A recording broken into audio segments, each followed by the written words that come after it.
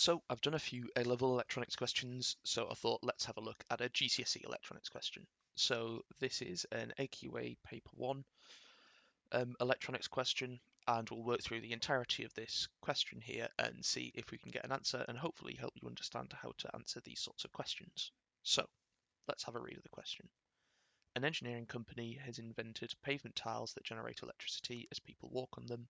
Figure 3 shows someone walking on the pavement tiles. Use the physics equation sheet to answer questions 3.1 and 3.2.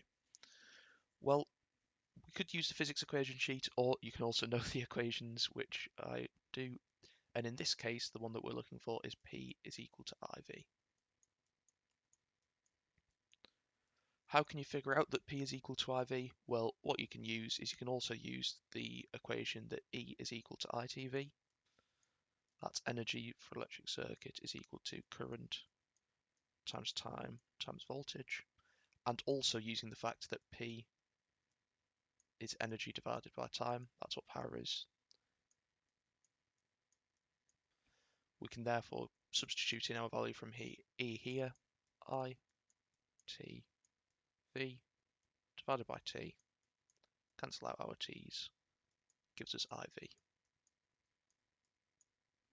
Alright, fantastic. So P is equal to IV, so it's going to be this box here. Great. Question 3.2. When a person walks on the tile, a potential difference of 40 volts is induced across the tile. The power output of the tile is 4.4 watts. Calculate the current. So we want something that links together potential difference, power, and current. Well, fortunately, we've just found that with our previous equation. Potential difference is V, power is P, current is I. We want to calculate the current, so we're going to rearrange for I. So P is equal to IV. Rearranging for I, we get I is equal to P over V, which is equal to 4.4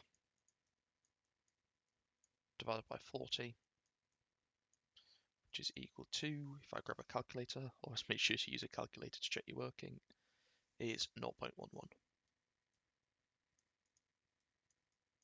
amps. Make sure all of our units align. Yep, all good, 0.11. Alright, fantastic. Let's move on to the next part, part 3.3. It now asks us for the equation that links efficiency, total power input, and useful power output. Well, efficiency is a measure of how much useful power we have as a ratio of the total power we have coming in.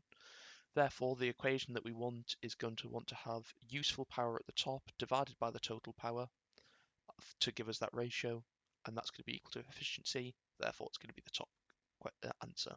This isn't right because it's total over useful, and this isn't right because it's the 2 times by each other. So it's going to be this one here. Alright, fantastic. And then we've got question 3.4.